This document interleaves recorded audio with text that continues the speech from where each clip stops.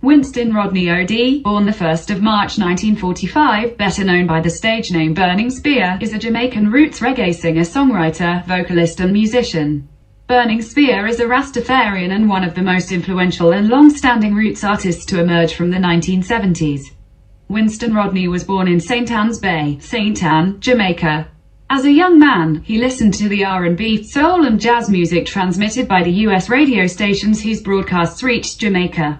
Curtis Mayfield is cited by Rodney as a major U.S. musical influence along with James Brown. Rodney was deeply influenced as a young man by the views of the political activist Marcus Garvey, especially with regard to the exploration of the themes of Pan-Africanism and self-determination.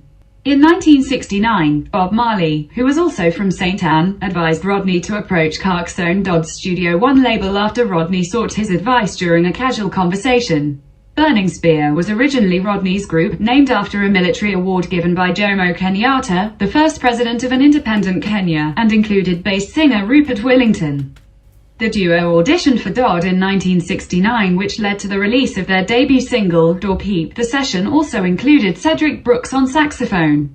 They were then joined by tenor Delroy Hines. The trio recorded several more singles for Dodd, and 2 albums before they moved on to work with Jack Ruby in 1975. Their first recording with Ruby, Marcus Garvey, was intended as an exclusive track for Ruby's Ocho Rios-based high-power sound system, but was released as a single, giving them an immediate hit, and was followed by Slavery Days. These recordings featured the backing band The Black Disciples, which included Derl Chinner Smith, Valentine Shin, Robbie Shakespeare and Leroy Wallace. The group worked with Ruby on their 3rd album, Marcus Garvey, 1975, which was immediately successful and led to a deal with Island Records to give the album a wider release. Island remixed and altered the speed of some of the tracks, much to the annoyance of fans and the group, leading Rodney to set up his own Burning music label for future releases where he would have full control, although further releases followed on Island, including Garvey's Ghost, a dub album, and The Man in the Hills album. In late 1976, Rodney split from both Ruby and group members Willington and Hines, and from that point on used the name Burning Spear for himself alone. Dry and Heavy followed in 1977, self-produced but still on Island, and with a sizable following by now in the United Kingdom. He performed in London that year with members of Aswad acting as his backing band for a sold-out show at the Rainbow Theatre, which was recorded and released as the album Live. Aswad also provided backing on his next studio album, Social Living, 1978, which also featured Sly Dunbar and Rico Rodriguez. A dub version of the album, Living Dub, 1979, was mixed by Sylvan Morris. His profile was raised further by an appearance in the film Rockers, performing John O. Dead.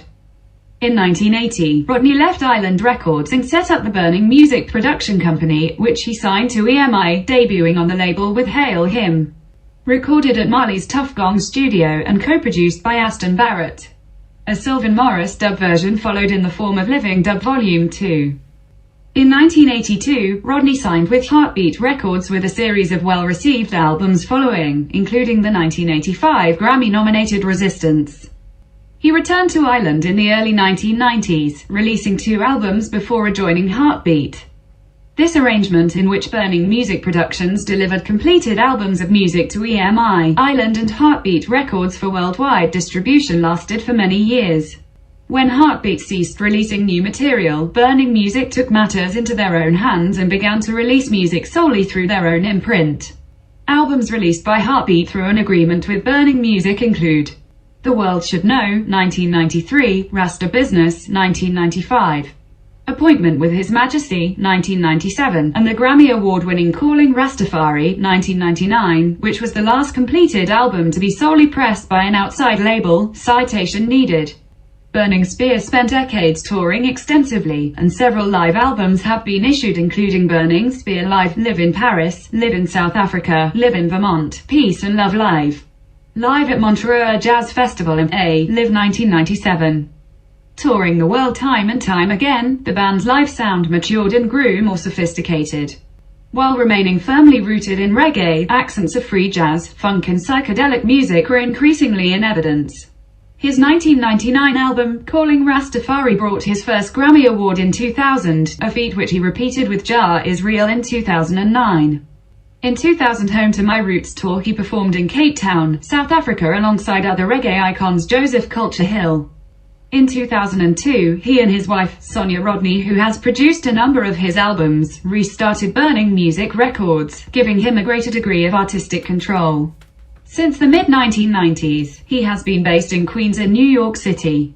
Burning Spear was awarded the Order of Distinction in the rank of officer on the 15th of October 2007.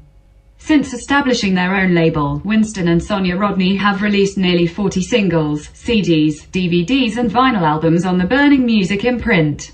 Many of these albums have been deluxe editions of albums previously available on other labels and often include bonus tracks and DVD footage. Please subscribe for more cultural reggae history.